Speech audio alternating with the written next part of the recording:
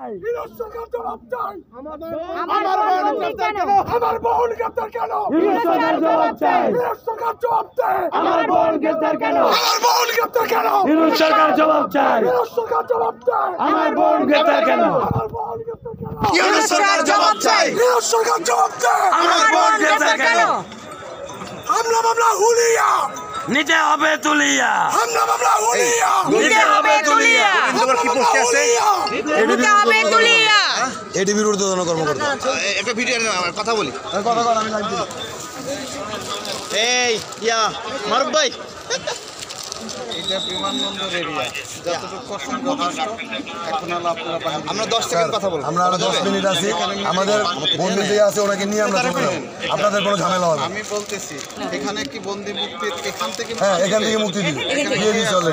SB আছে আপনাদের দোতলা উঠে রাখছে। আমার আসামির নাম হচ্ছে সাধনা মহল। আপনাদের এসবির আন্ডারে আছে। আমরা শান্তিপূর্ণভাবে দাঁড়াবো।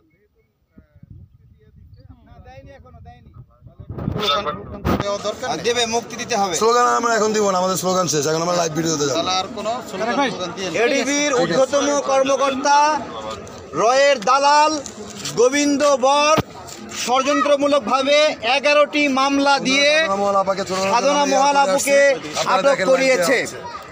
আপনারা জানেন সাধনা মহাল আপু ডেইলি স্টার প্রথম আলোর ষড়যন্ত্রের বিরুদ্ধে সোচ্চার ছিল এবং প্রথম আলোর সামনে পুলিশের হামলায় আহত হয়েছিল। এটা হলো আমাদের সেই সাধনা মহাল আপু যিনি ভারতের আগ্রাসনের বিরুদ্ধে লড়াই করেছেন এবং ভারতীয় দূতাবাসের সামনে যে রাস্তাটি রয়েছে এটির নামকরণ করা হয়েছে ফেলানি রোড। এই ফেলানি রোডের নামকরণের পেছনে ওনার অবদান রয়েছে।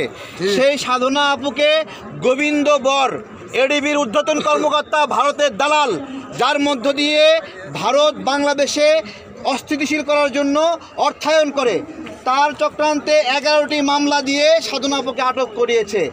আমরা একটা কথা বলতে চাই, সাধনা আপু কোনো পলাতক আসামি না। উনি এই গণ-অভ্যুত্থানের আগে এবং গণ-অভ্যুত্থানের পরে বাংলাদেশেই ছিলেন। প্রথম আলো ডেইলি স্টারের সামনে পুলিশের হামলায় আহত হয়ে উনি ওনার পরিবারের কাছে ফিনল্যান্ডে গিয়েছিলেন। ফিনল্যান্ডে যাওয়ার সময় ওনাকে কেউ কিছু করলো না। উনি আসার সময় এই গোবিন্দ বর ভারতের দালাল তার মামলায় তাকে আটক করে রেখেছে। আমরা এইখান থেকে বিমানবন্দর এলাকা থেকে তাকে নিয়ে আমরা বের হব। আমরা অপেক্ষা করছি। আমাদের ভাইরা কেউ যাবেন না, আমরা সাধনা আপুকে এখান থেকে নিয়ে আমরা যাব। তিনি গুলশান থানায় যাবেন না, জেলখানা যাবেন না। সহজ কথা, এই সময়ে ভারতের আগ্রাসনের বিরুদ্ধে লড়াই করা, আওয়ামী লীগের বিরুদ্ধে লড়াই করা কোনো যোদ্ধাকে ভারতের ইন্ধনে, গোবিন্দ বরের ইন্ধনে, এডিবির ইন্ধনে আমাদেরকে মুখ বন্দি করবে, এটা আমরা মেনে নিতে পারি না। কথা বলবে আমাদের কবি আবু জাহিদ ভাই। আবু জাহিদ ভাইকে সংক্ষিপ্ত মতামত রাখার অনুরোধ করব।